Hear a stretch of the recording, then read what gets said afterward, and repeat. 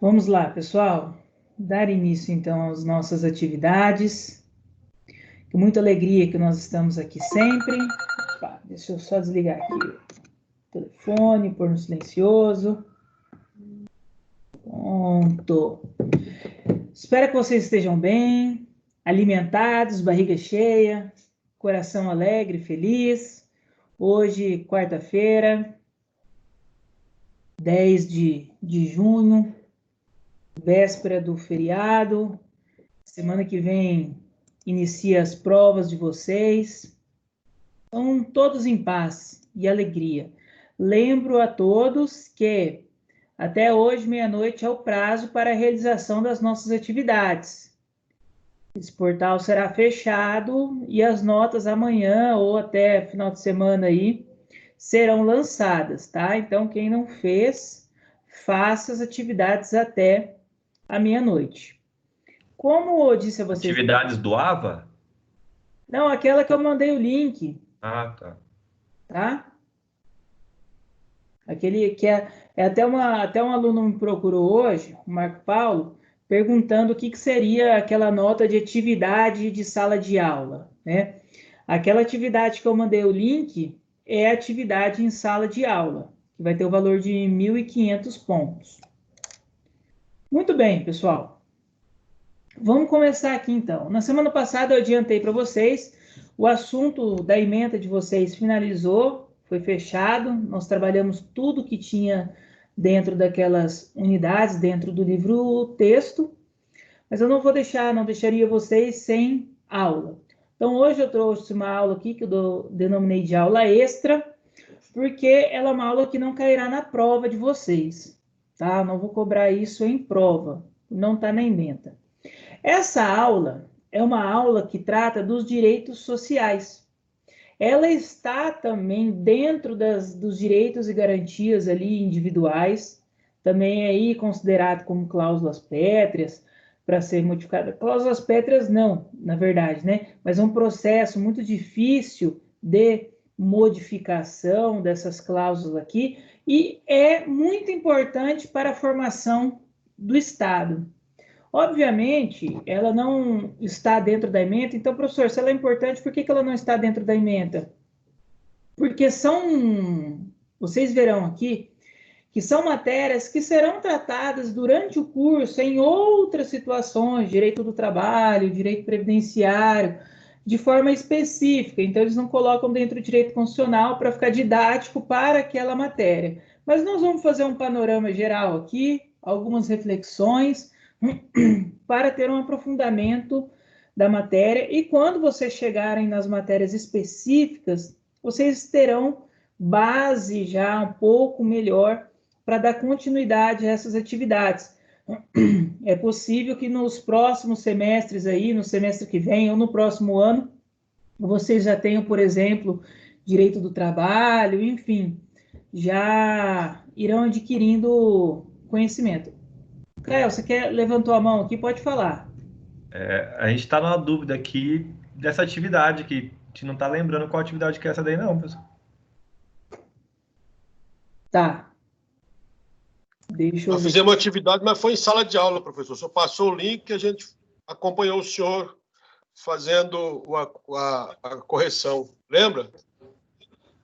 Essa atividade aqui, ó, eu mandei, não vou conseguir mostrar para vocês, no dia 4 de junho, semana passada.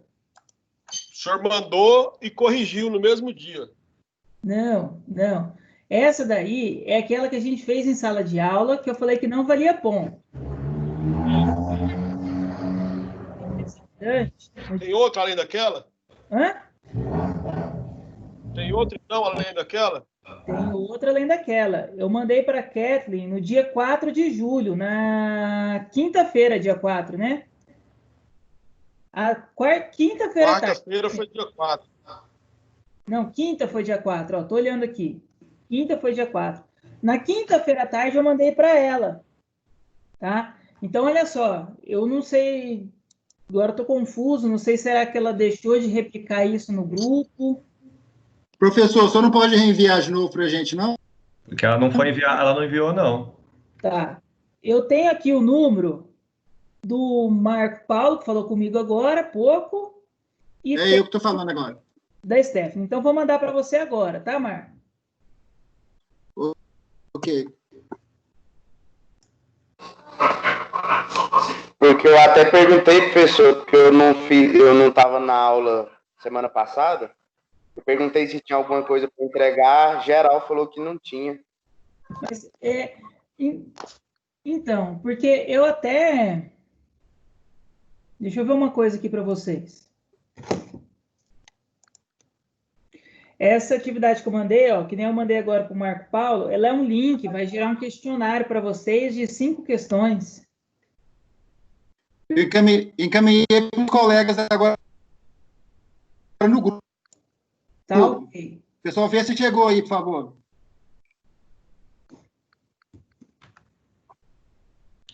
Chegou sim, Marco. Professor, por isso que eu te perguntei mais cedo. Eu estou na dúvida também se a gente fez isso aqui. Eu entendi. Entendi agora o questionamento. Deixa eu ver até uma coisa aqui, só um minutinho, que eu consigo analisar se alguém da turma de vocês já fez essa atividade. Eu vou entrar aqui no sistema.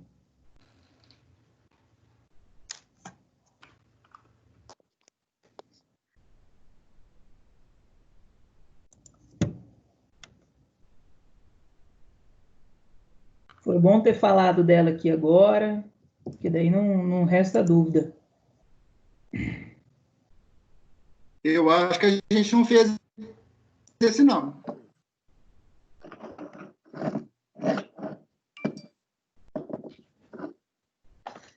O que nós fizemos, eu estou achando, é aquele que a gente fez na Em sala de aula. durante a aula, e no final só corrigiu. Que tinha aquele negócio de registrar filho lá na França, de mãe Angelina. Uhum. Realmente, pessoal, eu acho que aconteceu alguma coisa entre o envio da Kathleen para vocês, porque ninguém de direito de constitucional respondeu o questionário. Pois é. Então, eu enviei para ela. O senhor podia dar um prazo, então, para a gente entregar semana que vem? Claro, claro que sim. Uhum. Com certeza. Pois é, professor, porque eu faltei a aula nesse dia, porque eu estava sem internet, perguntei no grupo aí, pessoal, tem alguma coisa para entregar? E todo mundo falou, não, o professor deu uma matéria lá, mas foi na hora da aula mesmo, não precisa entregar nada, não. Não, tudo bem. Mas aconteceu alguma coisa, a Kathleen esqueceu de mandar para nós, pelo vídeo. Se ninguém entregou... Manda para a Stephanie sempre quando for as atividades. Também. Tá bom. Eu vou mandar a prova, eu já vou fazer isso já, para não acontecer nenhum imprevisto. Porque tá aqui, eu mandei para ela no dia 4 de junho, às 16h28. Aí faça um favor, então, para mim, eu vou reencaminhar para a Stephanie também, para os outros contatos, compartilhe. Bom, já está no grupo, né? Aí, já está no grupo já. Tá. Passe a mensagem que eu vou prorrogar o prazo, então, tá bom? Pode ser até domingo. Ela é bem curta, bem tranquila. São 9 perguntas só, pode sim, tá domingo, tá tranquilo. Feriado amanhã. Tá bom, então, porque eu tenho prazo no início da semana para começar a fazer os lançamentos já, tá? Então, beleza. Então, eu vou deixar aberto até domingo. Vou mandar um comunicado, tá? Mando através da Stephanie também, falando que foi prorrogado até domingo, que realmente nenhum aluno fez. Então, aconteceu aí. Acho que não foi repassado. Até dia 14, então. Beleza. Fechado. Pessoal, obrigado pela atenção, viu? Ter se atentado a esse fato.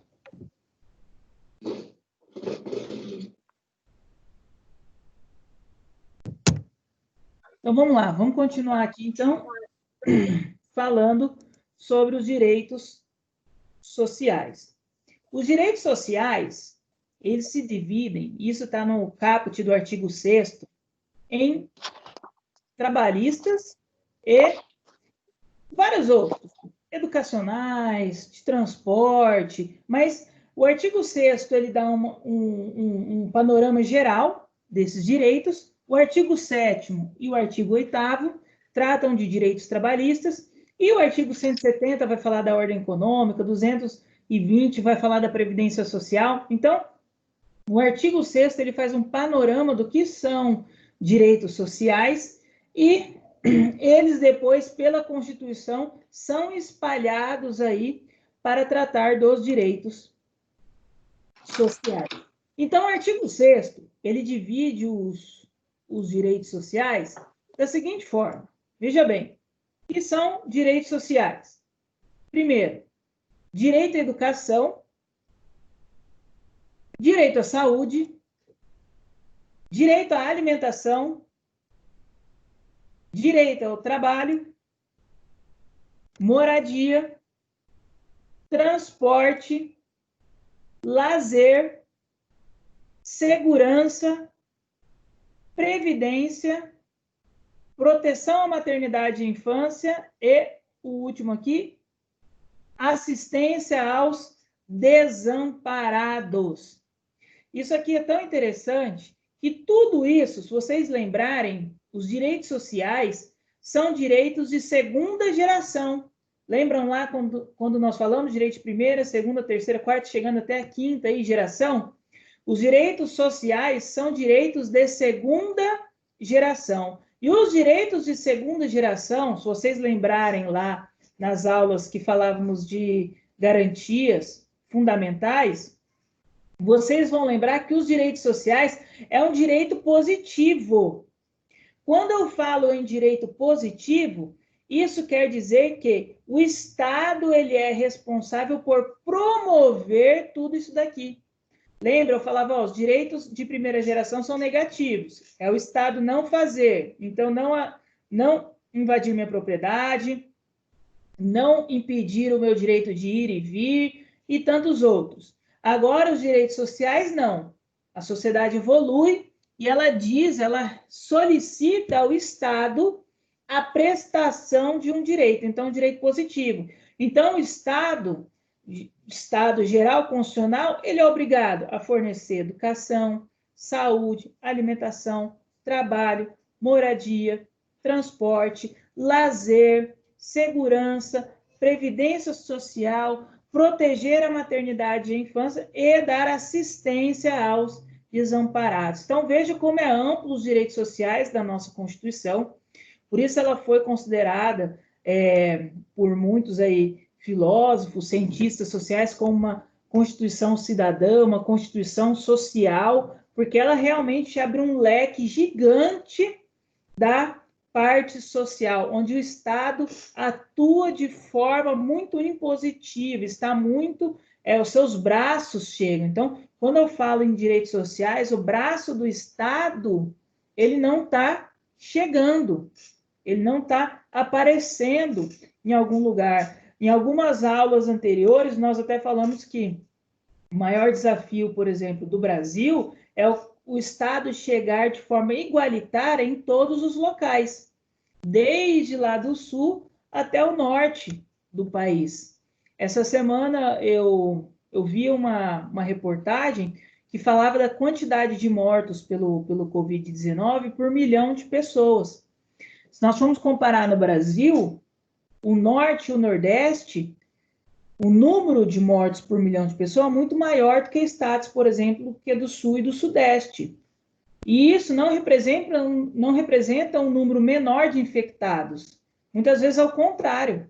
São Paulo, por exemplo, tem o maior número de infectados do país.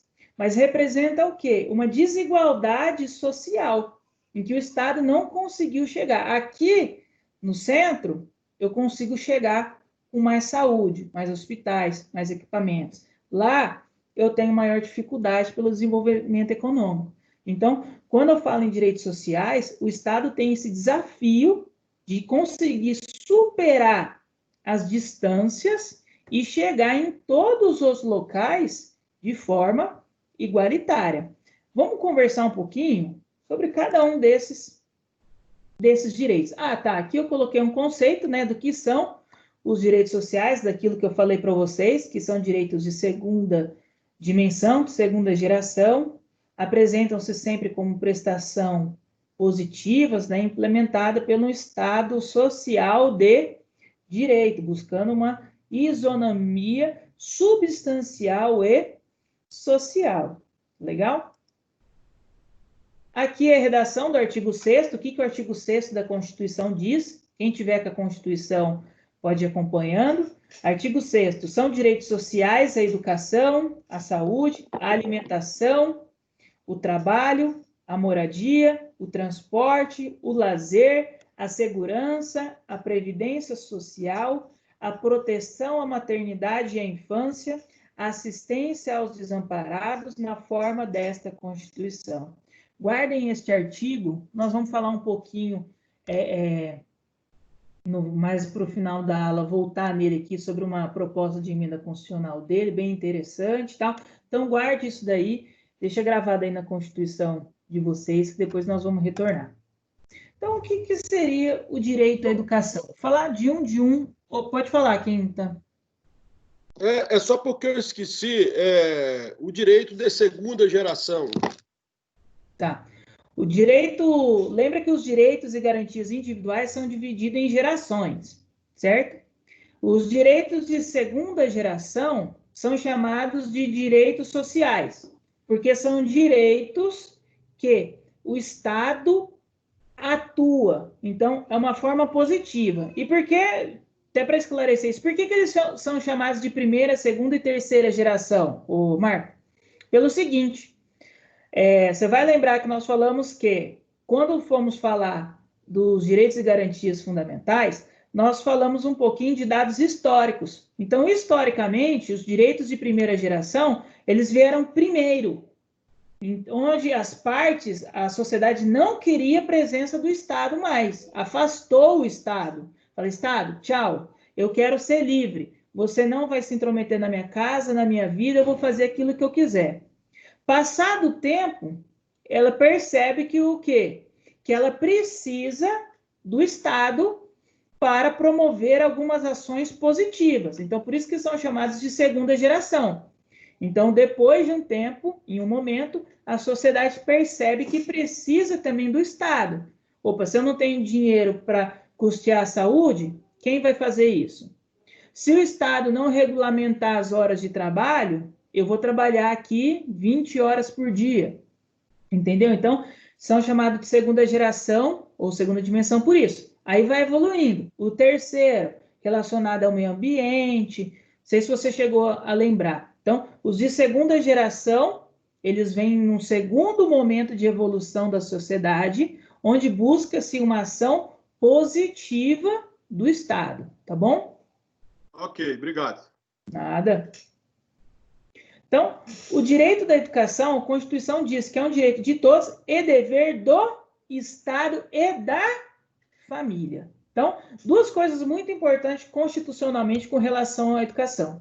É um dever do Estado, primeiro, né, vamos lá, é um direito de todos, então, estudar é um direito de todos, nós precisamos incentivar o estudo em todas as esferas, principalmente no ensino básico, nós precisamos melhorar a educação e incentivar o ingresso à escola. Nós temos muitas políticas públicas de incentivo do ingresso da escola, como as bolsas, por exemplo, o salário família, que é pago ao empregado, é um benefício pago ao empregado quando o filho está matriculado na escola. Então, para que as crianças, para que os adultos que não foram alfabetizados estejam integrados no movimento escolar. Então, a primeira coisa importante é que é um direito de todos ter acesso à educação. Professor, o que vai influenciar isso na minha vida, por exemplo, como um profissional? Porque é aqui que você vai buscar o fundamento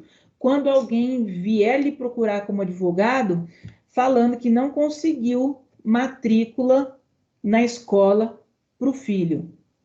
Você vai entrar com a ação fundamentando exatamente este ponto da esfera constitucional. É um direito de todos e é um dever do Estado. Então, o Estado ele tem que promover a educação. É uma obrigação dele. Nós estudamos que dentro do nosso Estado, né, país, existe uma divisão das esferas educacionais.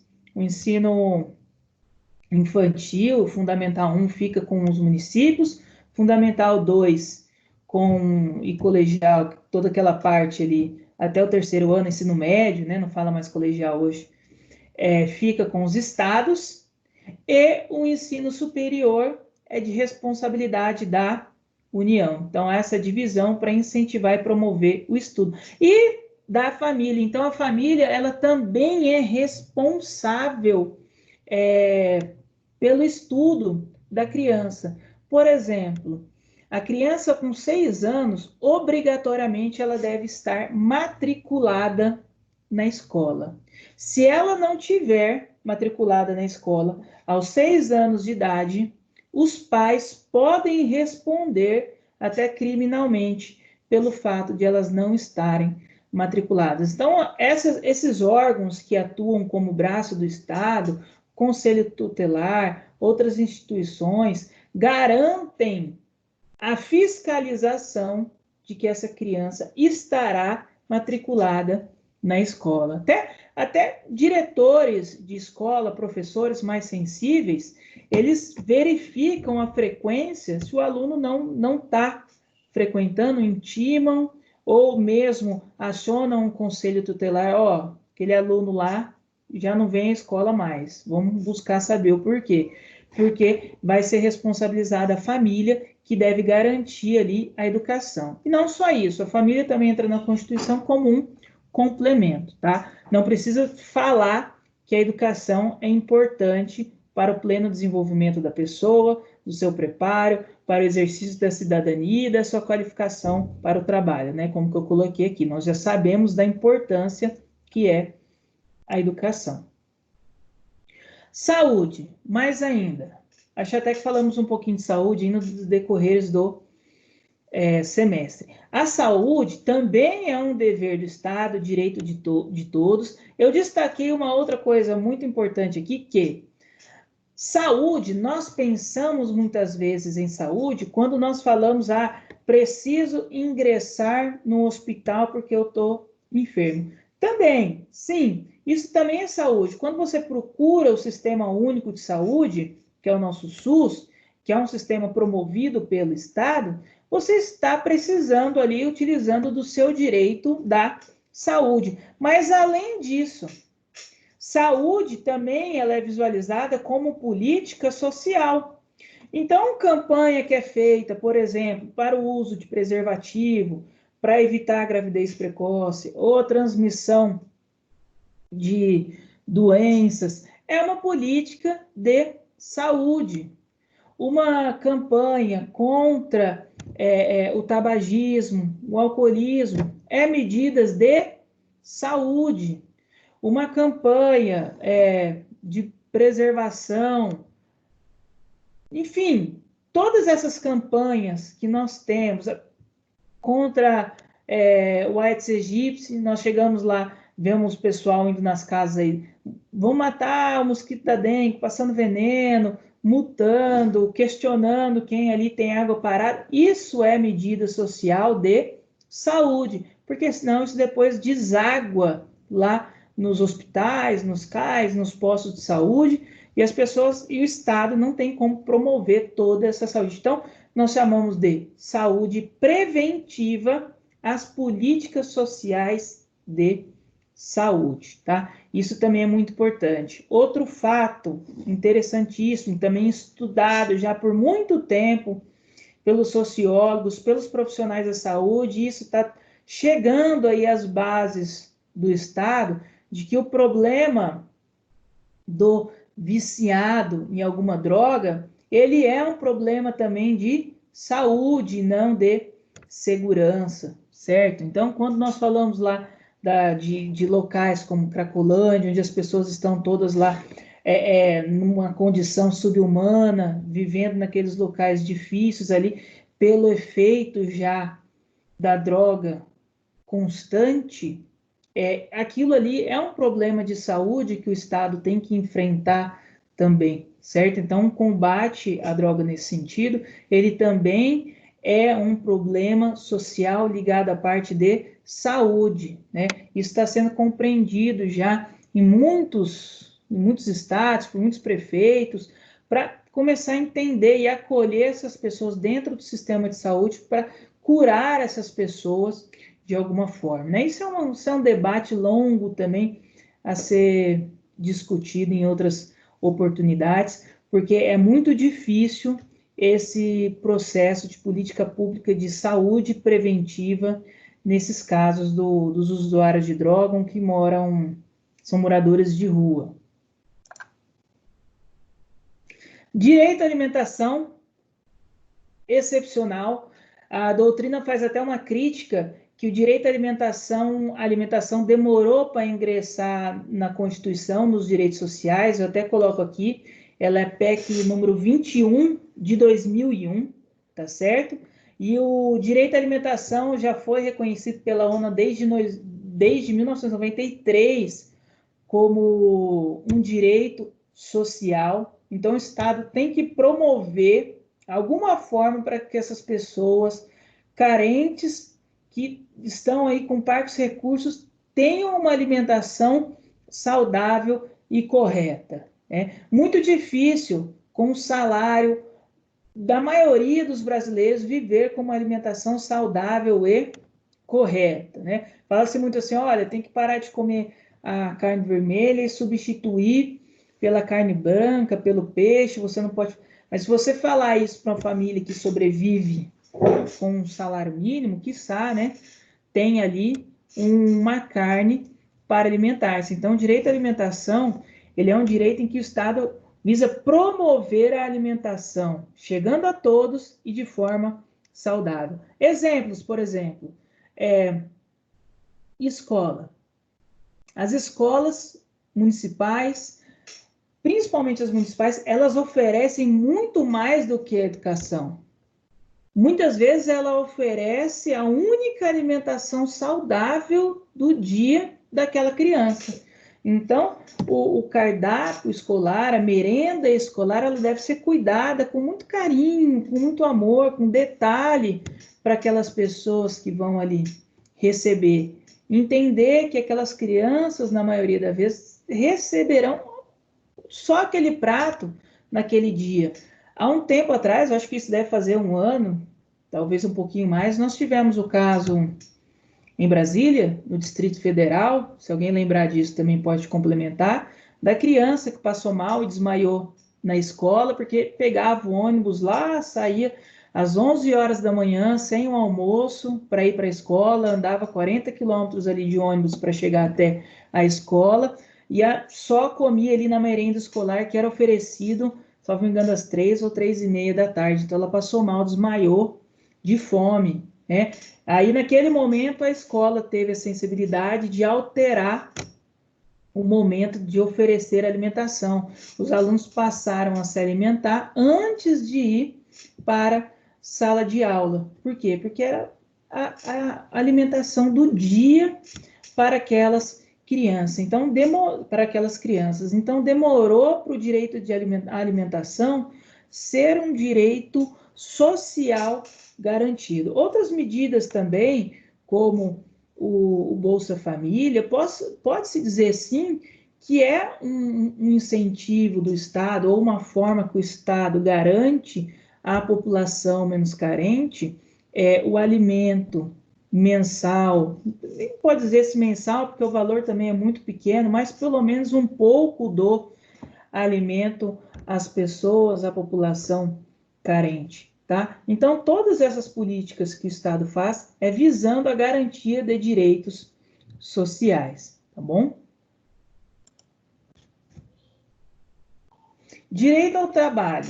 Nós vamos falar um pouquinho mais daqui a pouco do direito ao trabalho, mas eu já adianto a vocês, o direito ao trabalho, ele está previsto dentro do fundamento da República. Se vocês lembrarem lá, nossa primeira e segunda aula, lá no artigo 1º da Constituição, vocês vão encontrar lá que dentro do fundamento, um dos fundamentos da República é o trabalho, é a ordem econômica. Então, somente a Constituição acredita, o Estado Democrático de Direito, a República Federativa do Brasil, acredita que com o trabalho nós conseguiremos ter uma ordem social justa.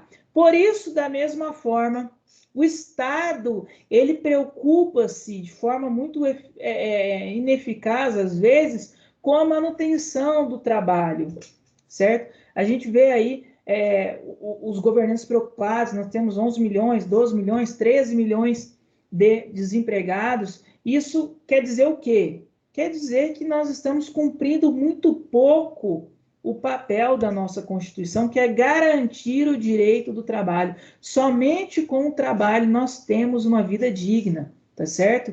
Eu sustento isso em todas as minhas aulas, em aula de direito previdenciário, enfim, em todas, que eu não acredito que as pessoas queiram viver com esmola. Todo mundo quer viver com um trabalho digno, receber o seu salário, conseguir manter a sua família. Obviamente, nós temos aí exceções de situações, mas a maioria quer ter dignidade para o exercício de um trabalho. Então, a ordem econômica, lá prevista no artigo 170 da Constituição, mostra em que o Estado deve fomentar a busca pelo pleno emprego, deve buscar, então, investimento, forma de movimentar a economia, para movimentar trabalho, para movimentar toda a nossa ordem social e econômica. Direito à moradia, tá? Previsto na Constituição também, somente entrou, coloquei aqui, pela emenda constitucional número 26, tá certo? Tá lá no artigo 5º, no artigo 23, mas, além disso, o direito à moradia não está só relacionado ao direito do Estado não ingressar na minha moradia ou utilizar da minha moradia de alguma forma, né, indevida, mas de promover programas de construção de moradias e melhoria de condições habitacionais e de saneamento básico. Então, exemplo, o maior programa do país para promover a moradia, Minha Casa, Minha Vida, tá? Outras situações também, promover saneamento básico, promover melhores condições ali na via administrativa do bairro, uma rua asfaltada, uma praça para constituir o direito a lazer, que nós vamos ver daqui a pouquinho. Então, melhorar o ambiente,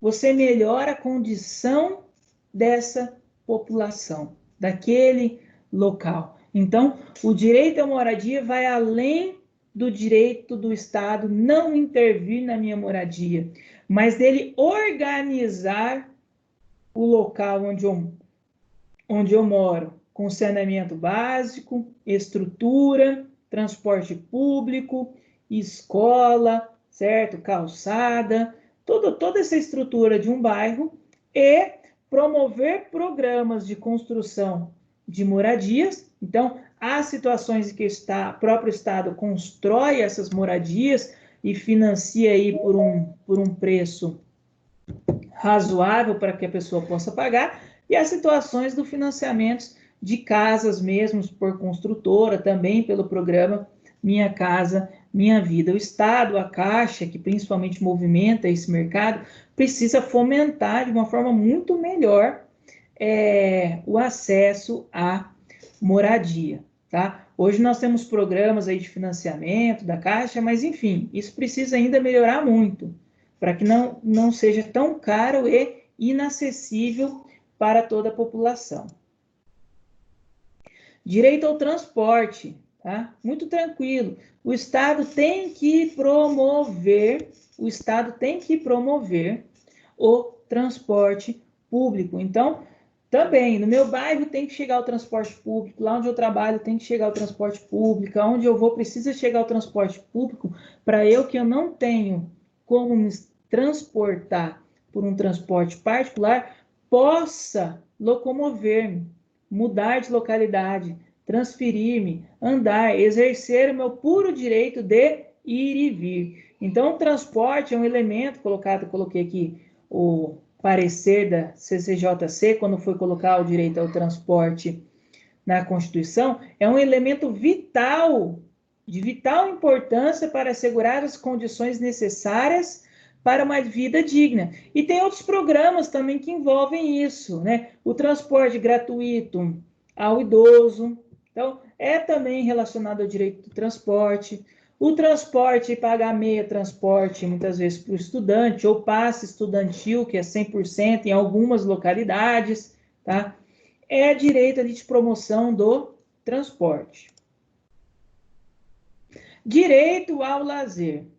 Está lá previsto no artigo 217, parágrafo 3º da Constituição, que o Estado deve promover e incentivar a promoção social e o lazer. Então, o Estado tem que criar mecanismos de recreação para todas as partes, certo? Então, tem que criar mecanismos de recreação, de balé, de teatro, de aula de música, de dança, de quadra poliesportiva, de praça, de academia com pública, para que as pessoas tenham direito ao lazer, à promoção social. Também não só isso, mas shows, enfim, existem verbas direcionadas exatamente para a promoção social, da cultura, em que as prefeituras, em que os estados incentivam a realização cultural.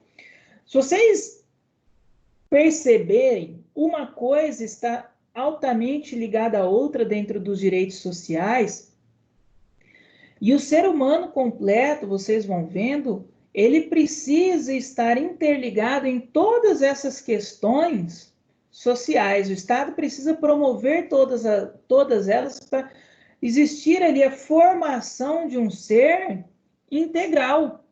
Então, quando eu ofereço lazer àquela pessoa, eu tiro ela da ociosidade, eu reequilibro o ambiente, deixando ele totalmente sadio. Então, faz parte isso, tá?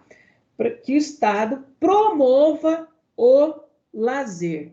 Nós precisamos fazer isso. E promover o lazer, muitas vezes, também é diminuir a carga de trabalho. Olha só, que questão interessante. Nós temos vários países, principalmente pela Europa, que diminuíram a carga de trabalho, estudaram a diminuição da carga de trabalho para aumentar a produtividade. Eles estudaram e chegaram a um senso comum de que o empregado que trabalhava menos horas por dia ou por semana, divertia-se mais, gastava mais tempo da sua vida com a família e com os seus objetos de lazer e esporte, ele vivia mais feliz e produzia mais. Então, eles diminuíram a carga de horário, mas aumentaram a produção do trabalho. E essas pessoas estavam felizes, diminuindo aí os casos notificados pela saúde de estresse, ansiedade, depressão. Então, alguns lugares do mundo, aí vocês procuram pela internet, vocês vão encontrar exemplos de Holanda. Holanda, em média, obviamente terá situações de mais ou menos, mas em média, um trabalhador lá trabalha 5,8 horas por dia. Então, quase 6 horas por dia, certo? Então, é muito pouco.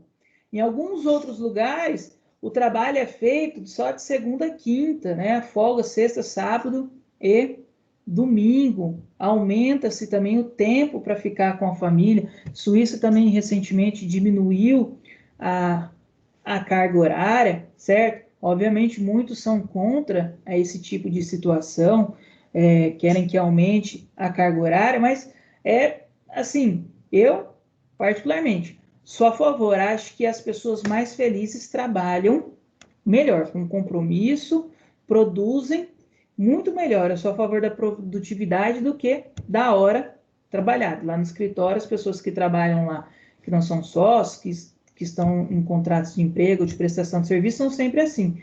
Trabalho pela produtividade. Entregue os serviços, essas pessoas precisam entregar. Então, o tempo que ela entregar, ok.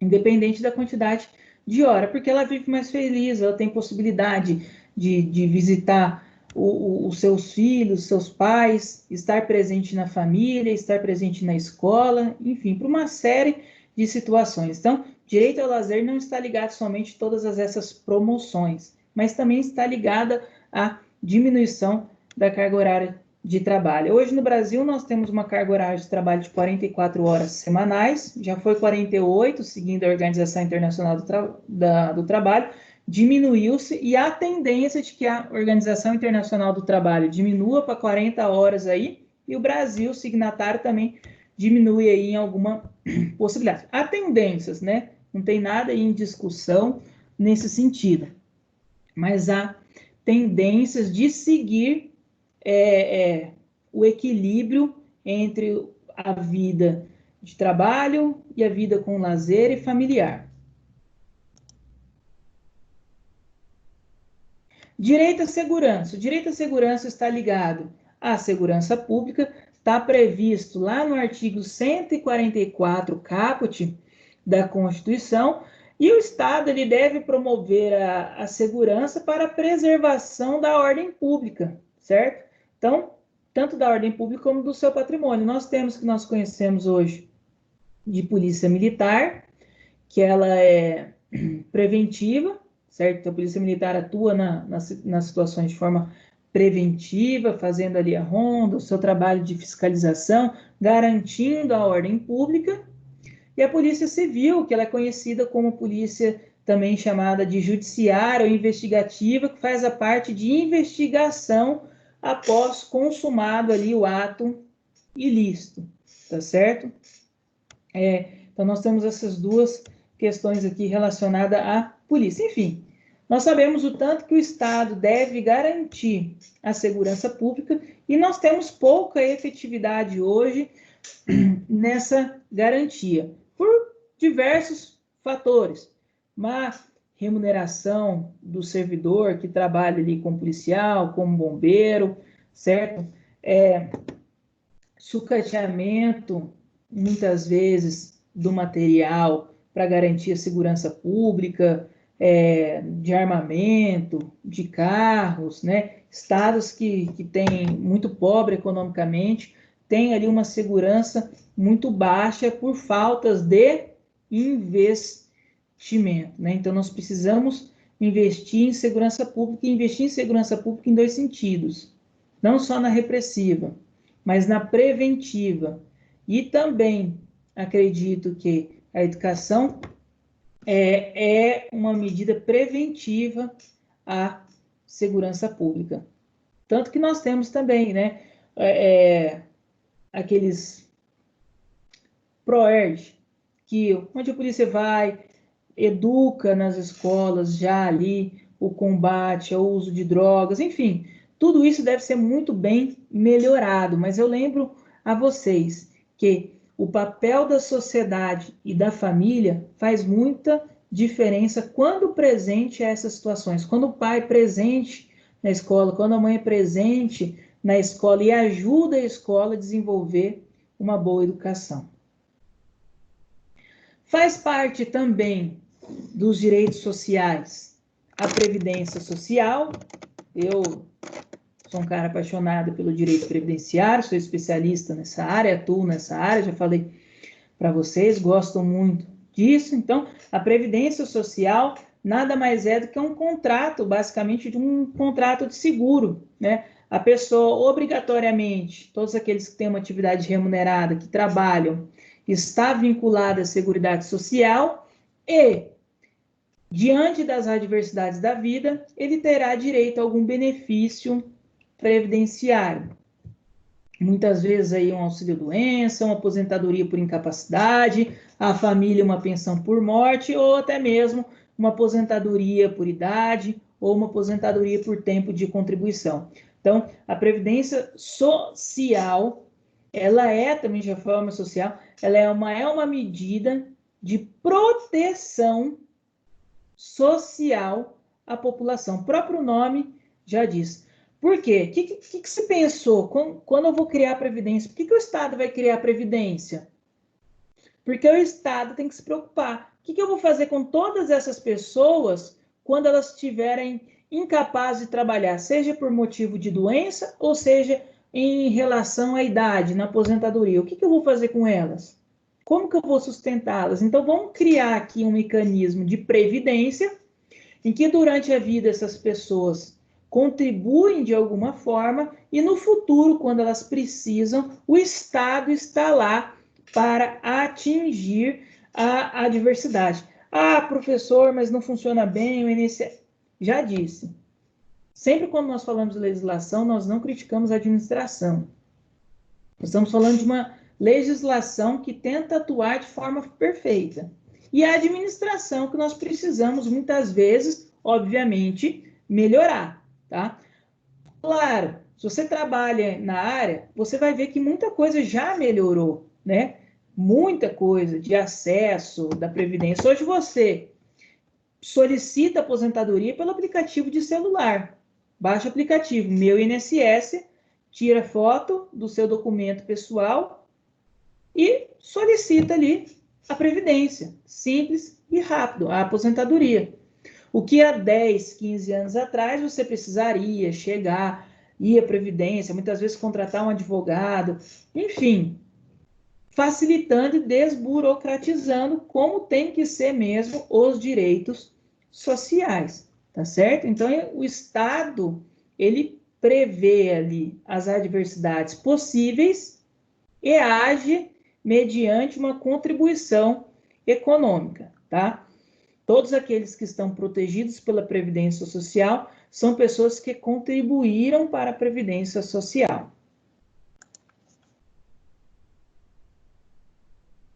Coloquei algumas regras gerais aqui de proteção à maternidade e à infância que estão relacionadas tanto no direito do trabalho como da Previdência Social, só para vocês degustarem um pouquinho isso. Então, a maternidade, a proteção à maternidade está prevista no inciso 2 do artigo 201 e é um dos objetivos da assistência social. O que nós temos disso?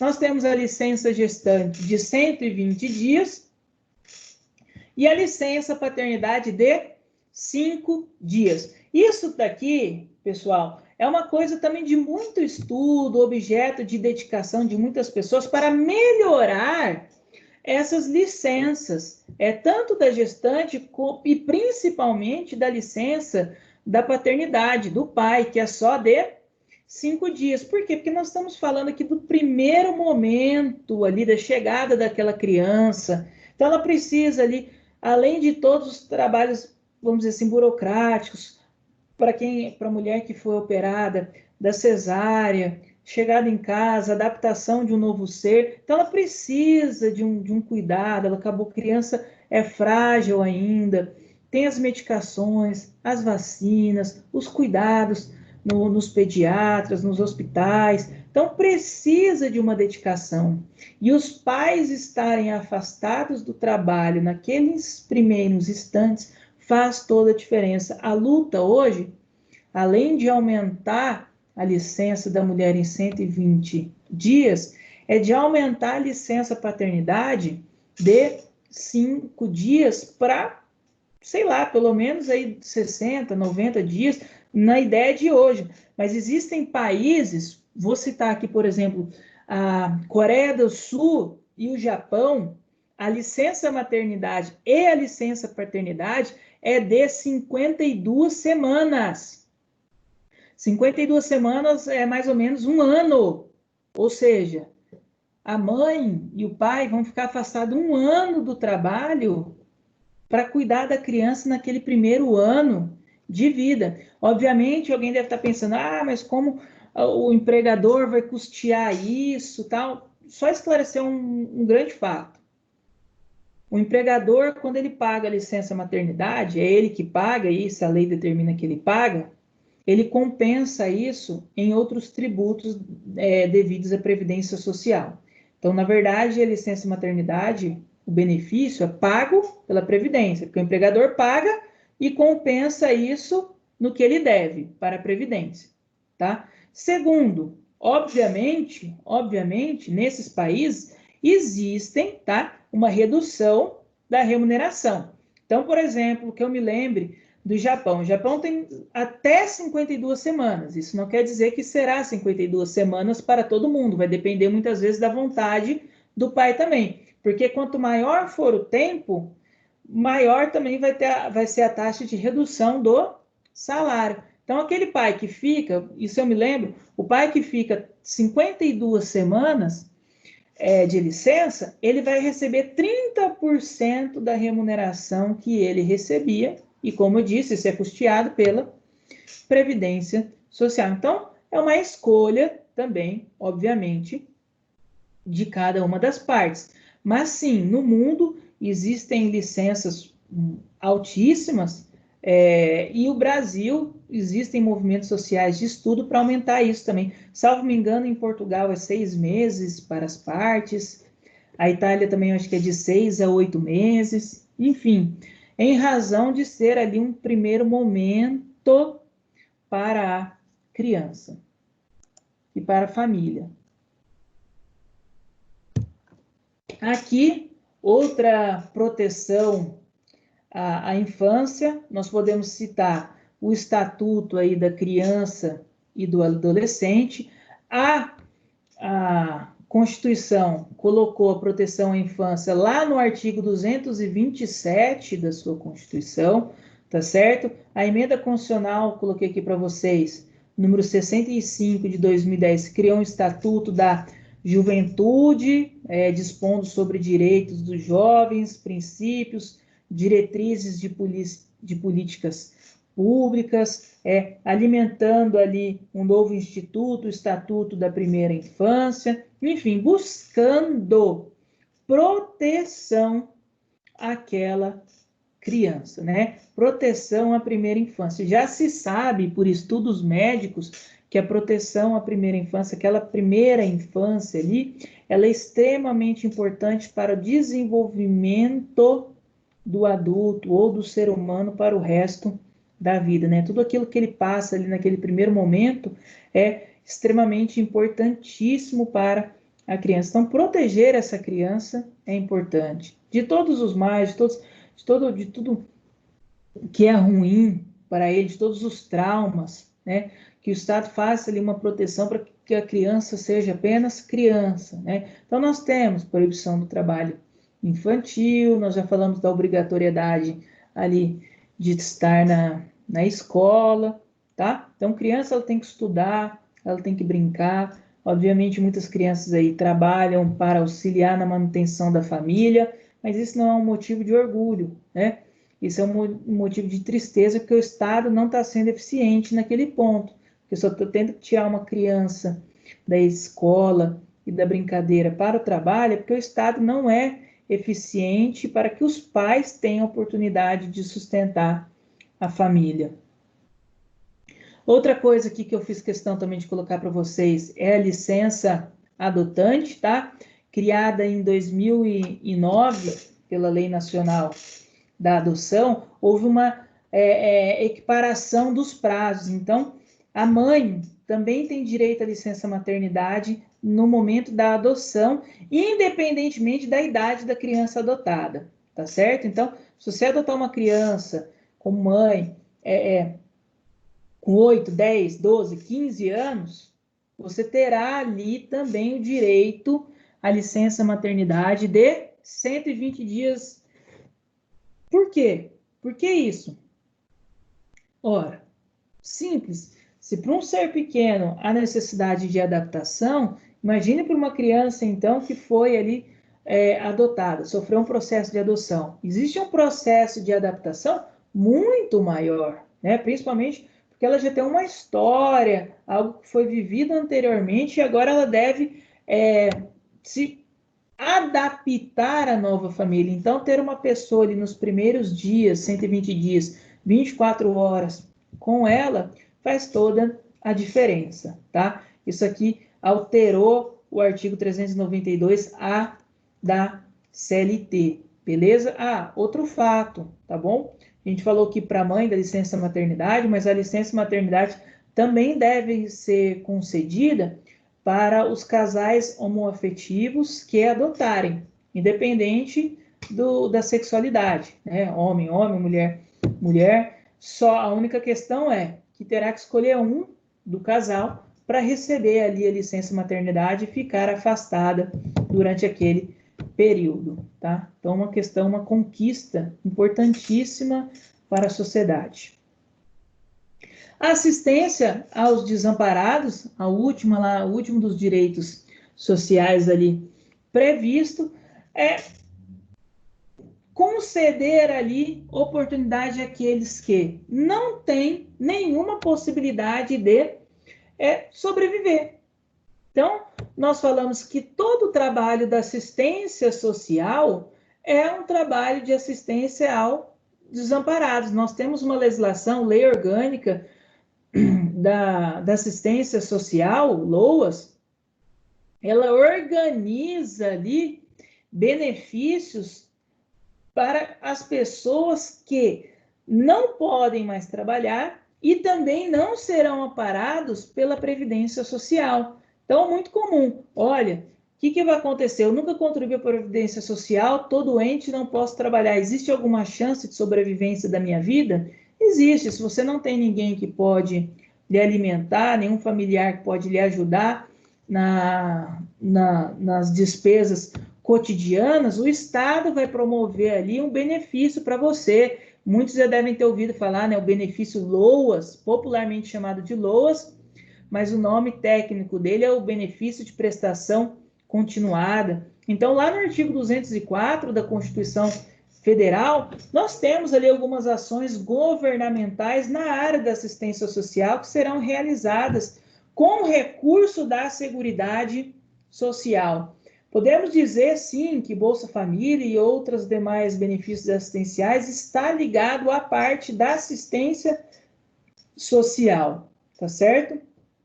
E são recursos próprios ali, e recursos, vocês viram aí, né, nessa semana, que recursos valiosos, Houve-se aí um indício de que o governo Bolsonaro ia retirar, por exemplo, se não me engano, 80 milhões de valores destinados ao Bolsa Família, e tecnicamente falando, não é um valores destinados só ao Bolsa Família, mas a toda assistência social direcionada ao programa Bolsa Família posteriormente, para outras questões do governo, e todo mundo em cima, a população, a própria mídia, outros parlamentares, outros políticos. Por quê? Porque o dinheiro da assistência social e da previdência social é dinheiro sagrado, tá?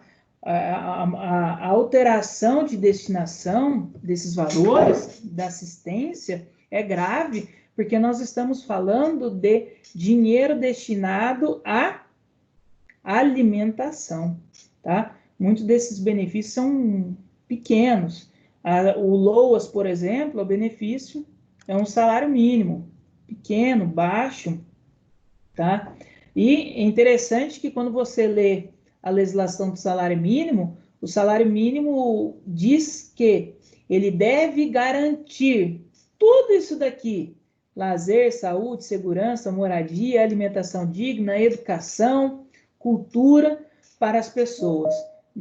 Quem vive no Brasil sabe que o salário mínimo está longe de garantir tudo isso com uma qualidade efetiva, tá certo?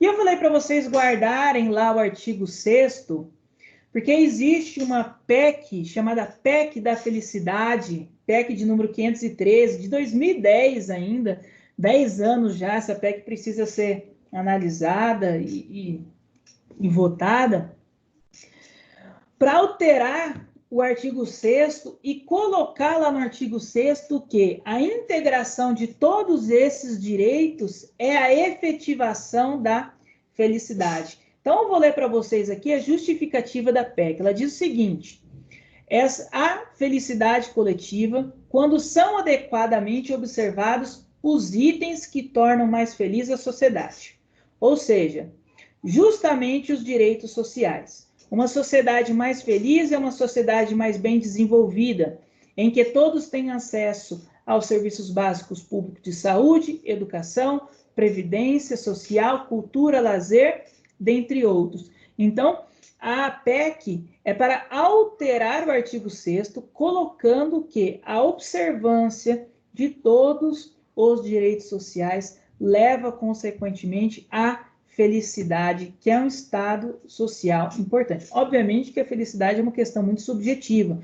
Nessa felicidade eu estou feliz, estou triste, mas é uma felicidade coletiva buscando a paz social.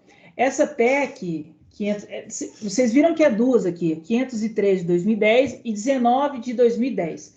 Se vocês verem, depois de 2010 está CD, que é Congresso, e SF, que é Senado Federal. Por quê? São duas PECs nesse sentido. A primeira, a 513 do Congresso, ela foi proposta pela Manuela Dávila, e no Senado Federal ela foi proposta pelo Cristóvão Buarque,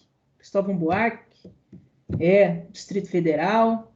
Se não me engano, ele foi candidato uma vez a presidente também. Acho que é esse mesmo o nome dele, professor, tá? Então, existem essas duas PEC transmitando. Eu costumo pensar sempre nas minhas filosofias e tentar passar para as pessoas que eu conheço também, que todas as vezes que o Estado tem efetividade em chegar à população com todos os seus direitos, nós estaríamos tranquilos.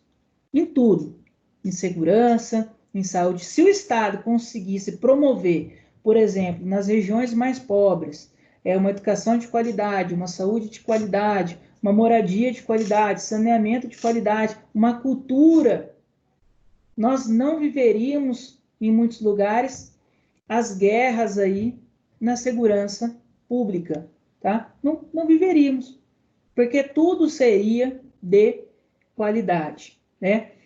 Eu lembro uma vez, não sei se eu já falei isso para vocês aqui, se já falei eu vou repetir, mas é porque isso me marcou muito.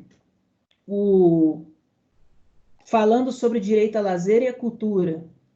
Aquele programa, eu acho aquele programa muito bom, do Caco Barcelos, Profissão Repórter, traz coisas muito interessantes.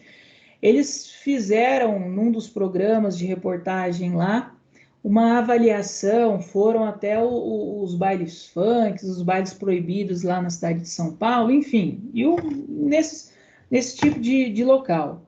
E uma das pessoas que estava lá fazendo a reportagem pegou um grupo de meninas, 5 meninas, mais ou menos a 14, 15 anos, perguntou a idade, era mais ou menos isso mesmo, e ela fez uma pergunta a uma das meninas no seguinte sentido. Você já foi ao teatro? Aí a menina falou assim, teatro? Não. Ela falou assim, já chegou aí a um cinema? Ela, não. Aí a repórter questionou, impressionada, você tem 15 anos e nunca foi no cinema? Aí ela falou assim, moça, isso aqui não tem aqui não. O que tem para nós fazer é isso daqui. Ou seja, então, o que se encontrava de cultura e lazer naquele ambiente era exatamente aquele baile.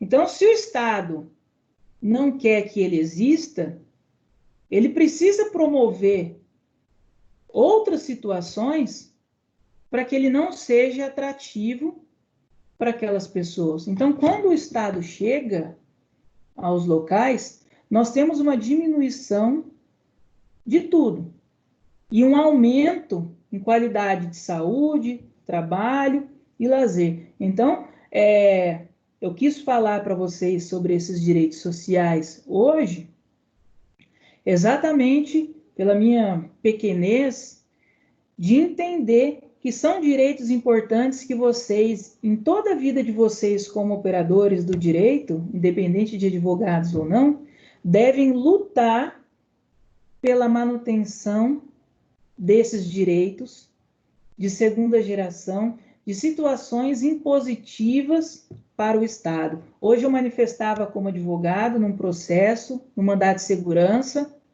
onde o Estado foi ineficiente na segurança. A mulher grávida precisava de um medicamento para que não ali corresse um risco de morte para ela ou para a criança com aborto.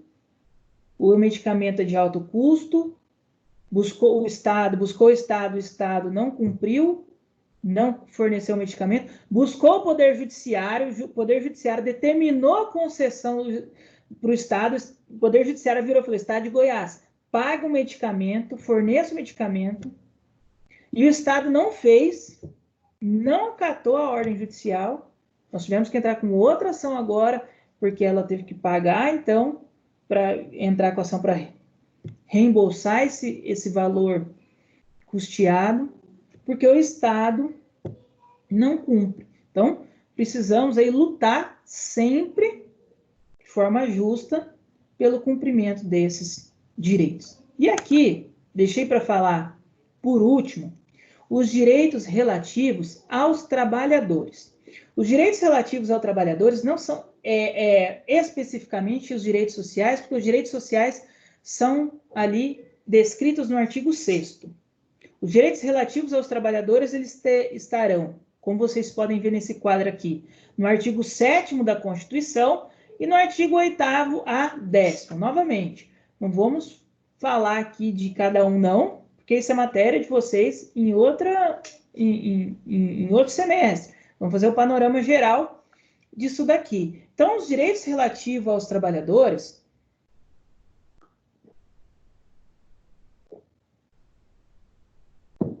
podem ser divididos entre relações individuais de trabalho, que são as relações entre o trabalhador e o empregador. Por exemplo, professor, dá um exemplo de relação individual do trabalho.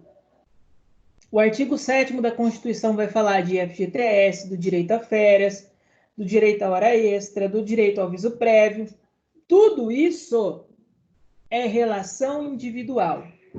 Férias, 13º, aviso prévio, FGTS, direito individual. Trabalhar 44 horas semanais, individual. Já os direitos coletivos dos trabalhadores, do artigo 8º ao artigo 11, são os direitos relacionados de forma coletiva, ligados muitas vezes às relações sindicais. Então, olha aqui, como está aqui. Direito de associação profissional ou sindical, direito de greve, direito de substituição processual, direito de participação, direito de representação classista.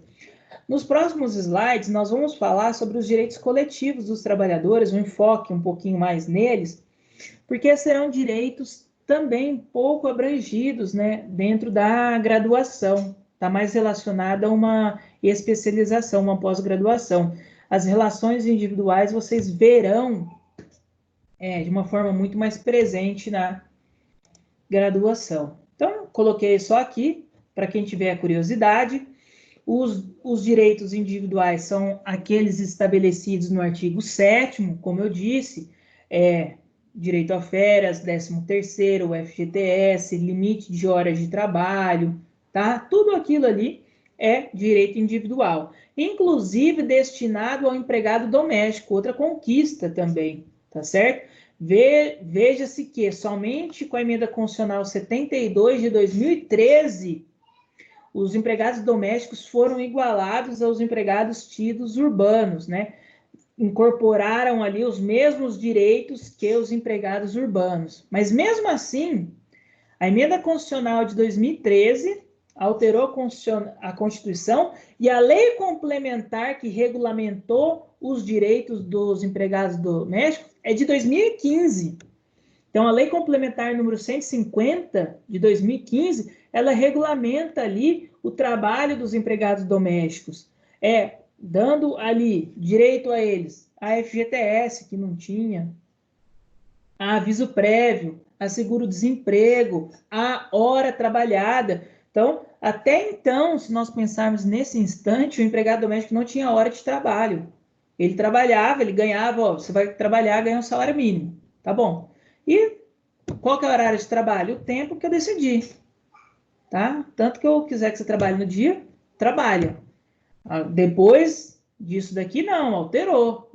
Empregado doméstico também tem a mesma carga horária. Qual que é a carga horária? 44 horas semanais. Se você quiser extrapolar isso, você vai ter que pagar hora extra, tá? Então, os direitos individuais estão no artigo 7º. Aqui eu dei destaque para vocês com relação ao empregado doméstico, demorou muito tempo para ser igualado ali aos empregados urbanos, com algumas diferenças ainda, tudo mais coerente, mas, em regra, os mesmos direitos, como eu disse, aviso prévio, horas, FGTS, enfim, coisa boa, avanço.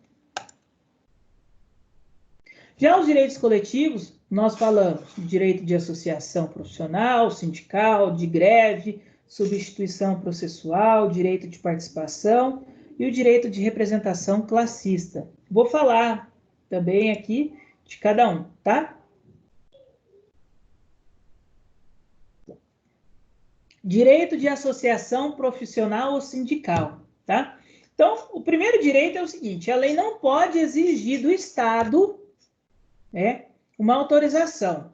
Eu não preciso de uma autorização para criar ali um sindicato. Obviamente, eu vou precisar de um registro público e também obedecer às regras. Por exemplo, não posso ter mais de um sindicato da mesma categoria naquela base territorial, mas a lei não pode me impedir de filiar-me e de fundar-me um sindicato. Eu preciso ter esse direito de associação se eu quiser ter, tá? O sindicato, pessoal, apesar de criticado muito tempo, e eu posso dizer, uma opinião pessoal, muitas vezes criticado injustamente, tá? Injustamente, porque tem sindicatos que trabalham pela categoria de uma forma bem efetiva, tá? Ele é muito importante para manutenção e regulamentação de empregado e empregador. Quando nós temos uma relação de empregado e empregador, inegavelmente, podem sustentar isso, ao contrário, quanto quiser, inegavelmente, o empregado, ele é hipossuficiente na condição econômica. Quem paga o salário? O empregador. Então, quem ali dita as ordens do trabalho? O empregador. Então, quando o sindicato ele entra dentro dessa negociação, a negociação trabalhista, ela perde o que nós chamamos ali de um caráter pessoal. Porque não sou eu mais, Luiz Guilherme, brigando com o meu empregador. É o sindicato que representa a categoria, certo? Eu posso até xingar, falar, não, sindicato lá por fora, sindicato não presta, não sei o que mais. Quem vai receber o benefício sou eu, mas quem está brigando é uma ação impessoal, tira a pessoalidade, tá certo? Então, o direito de associação, o direito de fundar um sindicato é extremamente importante e garantido constitucionalmente. Direito de greve, também garantido constitucional. Está lá no artigo 9º da Constituição. Nós temos a Lei 7.783 de 89, que é a lei de greve. Tá? O que é a greve? A greve é o mecanismo de negociação do empregado. Então, quem tem o direito de fazer greve é o empregado, tá certo? O empregador pode fazer greve? Ele não pode fazer greve, né? Como seria a greve do empregador? Fechar a empresa e ninguém entra enquanto não acatar a ordem dele. Errado, isso não pode. Agora, o empregado, ele pode fazer greve como uma manobra, como uma forma de forçar uma negociação coletiva. Professor, o empregado ele pode ser demitido enquanto ele estiver em greve? Não, exceto se a greve for considerada ilegal. Quando que uma greve é considerada ilegal? Quando não existe uma negociação coletiva que a justifique ou quando eu ingresso na greve e não garanto o mínimo essencial. O que é isso?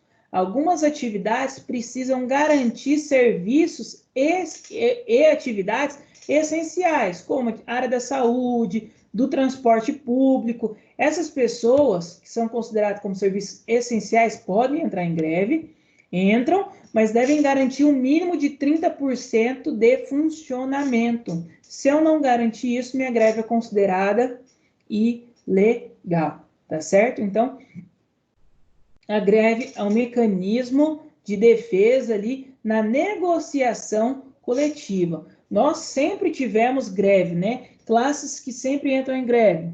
Bancários e professores. Há uns 2 anos atrás, que tem melhorado isso, mas em regra, era todo ano bancário e professor. Pedia reajuste salarial, os respectivos empregadores não efetuavam o reajuste solicitado, greve. Então, veja, mecanismo de negociação. Eu sou empregado, solicitei ao meu empregador um reajuste de salário de 10%, ele me oferece um de 1%, o que eu posso fazer? O máximo que eu posso fazer é um mecanismo de greve para forçar ali uma negociação coletiva melhor, tá? Lembrando que sempre nós vamos estudar depois, vocês vão estudar isso em processo de trabalho, a Justiça do Trabalho, o Ministério Público do Trabalho, eles vigiam, vamos dizer assim, sempre a greve para garantir não só ao empregado, mas ao empregador também que o direito seja justo. Então, a Justiça do Trabalho está sempre de olho para verificar se aquela greve ela é uma greve considerada constitucional ou não. Desculpa, constitucional não. Uma greve legal ou não, tá certo? Inclusive, você tem direito a reunir-se dentro da sua empresa para conversar sobre a greve, tá? A lei de greve autoriza isso. Outro direito coletivo é a substituição processual. Talvez vocês tenham estudado isso com o professor Wolff, né? Dos legitimados para ingressar com uma ação. Aí vocês viram lá em legitimação ordinária e extraordinária, viram que a legitimação extraordinária é a substituição processual. Quando que ocorre a substituição processual? Quando alguém ingressa com uma ação processual e pleiteia um direito que não é dele em nome próprio. Então, o Sindicato dos Professores ingressa com uma ação na Justiça pleiteando um benefício, não para ele, mas para a categoria. Eu, Luiz Guilherme, que sou professor, não entrei na Justiça, porém, serei beneficiado com a ação promovida pelo sindicato. Então, isso é a substituição processual. Eu trouxe aqui um voto do ministro Joaquim Barbosa, de 2007, fazer a leitura de trecho dele, para falar sobre essa questão da substituição processual do sindicato.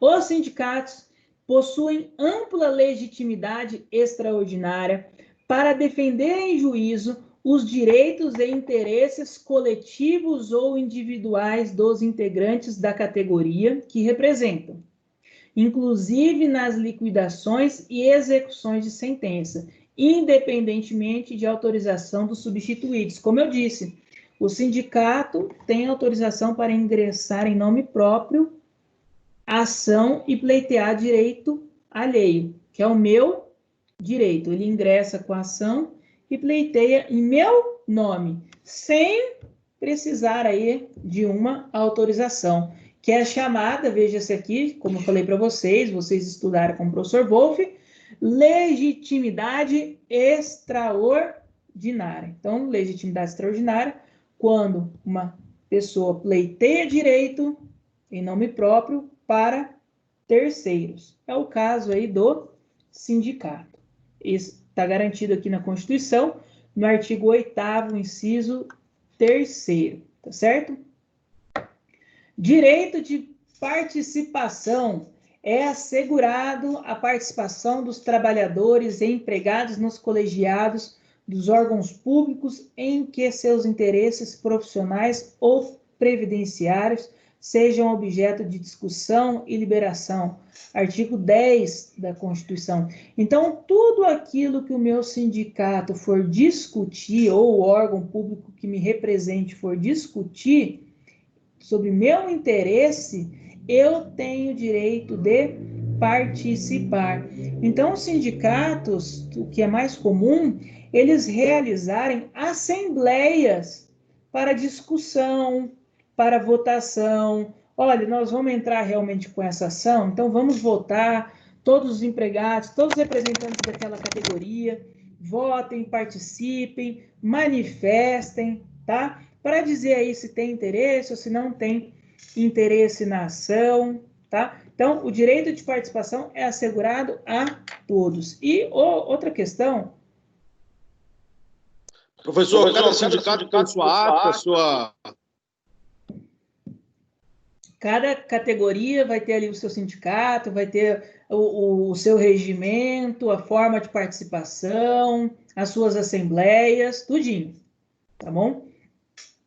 Uma coisa que eu queria destacar para vocês, depois da reforma previdenciária, trabalhista, deixou de ser obrigatório o pagamento da contribuição confederativa, né? Aquela contribuição que era feita anualmente, descontada ali dos salários dos empregados. Ela passou a ser, então, facultativa. E, diante disso, muitos empregados deixaram de efetuar o pagamento por seus particulares motivos, tá? Enfim, o que aconteceu com isso? Primeiro, obviamente, aconteceu o enfraquecimento dos sindicatos, sem dúvida disso, né? Mas e a segunda situação? Muitos sindicatos passaram a defender a ideia de que representavam apenas aqueles que contribuíam. E isso não é verdade. Isso não é verdade. O sindicato, ele representa a categoria, independente de quem contribui. O que pode existir, isso é possível, é ter benefícios específicos para aqueles que contribuem. Então, por exemplo, sindicatos de professores. Quem contribui de forma voluntária, de forma facultativa, é considerado como associado. Então, você tem lá uma carteirinha, alguns benefícios, descontos em algum lugar. Os sindicatos de professores aqui de Anápolis têm um clube com churrasqueira, piscina, você vai poder utilizar esse clube e tal. Enfim, se você é associado, você pode ter um benefício daquele que não tem, que não é associado. Mas agora, falar que o sindicato representa apenas os associados, não. Então, olha só, se o sindicato entra na justiça pleiteando o pagamento de uma cesta básica que é devida, vamos dizer assim, ele está representando toda a categoria e não só associados, tá certo? Tudo bem? Eu vejo assim que quando eu falo da desobrigação de efetuar o pagamento dessa contribuição, de duas formas, que o sindicato tem que trabalhar para a conscientização das pessoas quererem contribuir e trabalhar de forma efetiva para que as pessoas também queiram, de forma voluntária, contribuir. Porque um bom sindicato que traz bons resultados, as pessoas, o trabalhador, terá vontade de participar, obviamente. O direito de participação, também previsto aqui no artigo 11, diz o seguinte, que nas empresas com mais de 200 empregados, é assegurada uma eleição de um representante com a finalidade exclusiva de promover-lhes um entendimento direto com os empregados. Então, nas empresas com mais de 200 empregados, nós vamos ter um representante dentro da empresa, nós não estamos nem falando aqui de um sindicato, mas um representante dentro da empresa que vai representar os empregados diretamente com os empregadores, os entendimentos. Então, por exemplo, os empregados estão infelizes porque a comida do refeitório está ruim. Em vez de todo mundo reclamar, o representante dos empregados dentro daquela empresa chega no empregador, ó, vem cá, o pessoal está reclamando que a comida está ruim, que o banheiro não está funcionando direito, que quem é calor para trabalhar, o exaustor não limpa direito o pó, poeira, enfim, uma pessoa que representará os empregados perante ali os empregadores. Também uma situação extremamente importante, tá? Eu quero fazer uma indicação para vocês aqui, para quem não assistiu ainda, isso aqui está no Netflix, é um documentário chamado Indústria Americana. Vocês estão vendo aqui Barack Obama, Michelle Obama, por quê?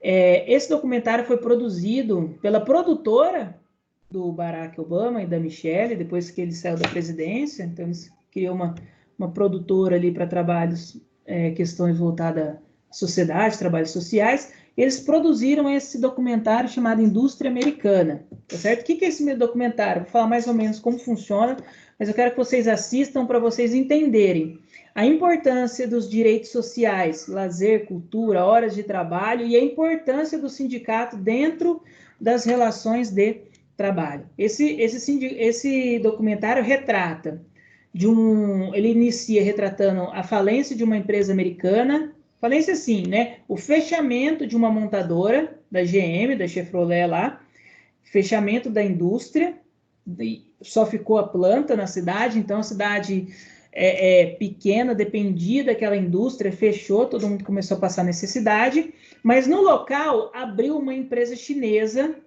de produção de vidros veicular. Então, para-brisa, né, o vidro veicular, essa indústria chinesa abriu lá nos Estados Unidos, no local ali onde funcionava a GM. E é interessante porque o documentário retrata o início da empresa, retrata a forma de trabalho nos Estados Unidos, a forma de trabalho na China e a briga para se instituir um sindicato na empresa. Lá nos Estados Unidos, o sindicato é diferente no Brasil, porque aqui no Brasil nós temos sindicatos por categoria. Lá nos Estados Unidos, eles têm sindicatos por empresas. Então, cada indústria ali abre o seu pequeno sindicato, tem uma representatividade um pouco diferente. Então, a luta entre os empregados para criarem um sindicato e contra os empregadores que não queriam a existência do sindicato. Aí, nesse documentário, mostra a diferença, por exemplo, da qualidade de vida do americano com o chinês, pela relação da quantidade de hora trabalhada. Então, tem entrevista, por exemplo, com uma trabalhadora chinesa, que ela diz que os filhos dela precisam morar com a mãe porque ela não consegue cuidar dos filhos, já que ela trabalha 12 horas por dia e tem folga cada 15 dias, né? Então, ela não consegue cuidar dos filhos, né? Então, o pessoal fica perplexo ali com a ausência de contato da trabalhadora com familiares, com os próprios filhos, para precisar trabalhar. É um documentário muito interessante, sugiro que nós estamos finalizando a aula, que você termine aqui e já vá assistir, quem sabe eu gaste um tempinho aí no feriado para assistir, porque tem muita coisa importante. Nós falávamos, por exemplo, de locais, de países que defendem uma redução de jornada, mas nós temos locais no mundo, como a China, por exemplo, que defendem o aumento da carga horária de trabalho. Recentemente, já há um tempo, aquele cara que é dono daquele site, daquela empresa Alibaba, que vende tudo lá chinês, ele sustenta que a jornada de trabalho ideal, ela é uma jornada chamada 996. Não sei se alguém já ouviu falar dessa jornada de trabalho, 996. Por que 996? O trabalhador entra às 9 e sai às 9 da noite. Então, entra às 9 da manhã e sai às 9 da noite. E meia por quê? 6 dias da semana, apenas com uma folga semanal. Ou seja, uma jornada aí de 12 horas, 6 dias por semana. Então, contrário com o posicionamento, por exemplo, de muitos países aí desenvolvidos, tá? Deixo essa indicação para vocês. Pois não, Mas nós temos o caso do Japão, que é a hora excedida, Estados Unidos também tem muita hora excedida. Eu acho que isso é um foco político para denegrir a imagem deles que vem crescendo tanto no mundo afora. Estou tomando conta do mundo. Porque tem serviço. Já que no Brasil não tem emprego para todo mundo. Eles falam em 11, 12 milhões de desempregados, mas se a gente for ver a nossa força de trabalho, que é média de 15, 16 anos, até 65 anos, que é quando aposenta, nós vamos ter 60 milhões de desempregados. Nós temos que considerar que no Brasil nós temos muitas pessoas tentando trabalhar na informalidade também, né? Muitas pessoas que não atingem. Realmente, nós temos muita gente aí, muita força de trabalho não aproveitada, com certeza, com certeza. Obrigado sempre pela colaboração. tá?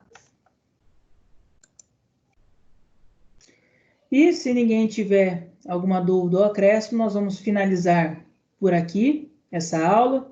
Espero que tenham aí conseguido abarcar, absorver algum conhecimento, aguçar a vontade de vocês de estudarem esses temas, tá bom? Foi um grande prazer estar aqui com vocês todas as quarta-feiras nesse semestre. Sempre digo que tem uns alunos aqui que a gente sabe de cor, que ficam no início ao fim das aulas. Nós tivemos 2 semanas de aulas presenciais, salvo me engano, né? 2 ou 3 semanas aí de aulas presenciais. Não conhecemos poucos presencialmente, mas com certeza não faltará oportunidade de conhecermos, de trabalharmos de novo. Vocês só estão no primeiro período, tem muito chão pela frente, muito conhecimento, muita coisa boa dentro do direito. Não desanimem do estudo, do direito, da atividade. Continuem aí firmes, fortes, vocês que venceram esse semestre aí com a pandemia, com todas as dificuldades. Muitos alunos me relataram, tem dificuldade de internet, tem dificuldade de acessar computador, para mim é difícil isso, aquilo, enfim. Vocês ultrapassaram todas essas barreiras. Continuem assim. Continuem assim, que no piscar de olhos vocês estarão igual o 10º período está agora. Semana que vem nós vamos tomar aí TCC, banca de apresentação do 9º período, né? Não do 10º, do 9º período. Mas a apresentação de TCC é o cheirinho do final do curso, né? Do início da carreira e da vida do estudante. Então, perseverem, estudem, que direito é importantíssimo. Nós trabalhamos com vidas. E nós temos que estar preparado, igual um médico, para atuar com vidas, né? Estudar muito, ler muito, sair do básico, buscar o além. Vocês podem chegar aonde vocês quiserem. Vocês já devem ter notícias aí de outros professores, até as mesmas da coordenação. Nós tivemos alunos aqui da Anhanguera que saíram para todos os lados. Eu sou ex-aluno da Anhanguera, sou feliz, trabalho, tenho vida, virei professor da instituição. Nós tivemos colegas que saíram daqui, que viraram juízes, juiz do trabalho, recentemente estava aqui como substituto, foi colega aqui na instituição, outros servidores públicos, advogados aí trabalhando em níveis nacionais, colega meu de sala hoje que trabalha na presidência aí, na direção da presidência da OAB Goiás, enfim, saíram muitas pessoas boas e vocês têm capacidade também de saírem dessa instituição boas, ultrapassando todas as dificuldades, né? As dificuldades são aprendizados a nós. Fiquem com Deus, um abraço a todos. Na semana que vem, às 7h10, eu vou ingressar na aula para dar algumas instruções sobre a prova. E na hora, naquele horário, como foi da outra vez, eu vou disponibilizar o link. Já fica combinado aqui que eu vou enviar o link para representante e para as outras pessoas também, né? Tem o telefone do Marco Paulo, vou enviar para ele, vou enviar para a Stephanie, para atingir o maior número possível aí dentro do grupo de vocês e ninguém ficar de fora. Nosso trabalho até domingo, eu envio um recado para vocês também, tá? Obrigado, pessoal. Até mais. Bom descanso. Obrigado, professor. Para o senhor também. Valeu, professor. Falou. Até mais. Boa noite. Boa noite, pessoal.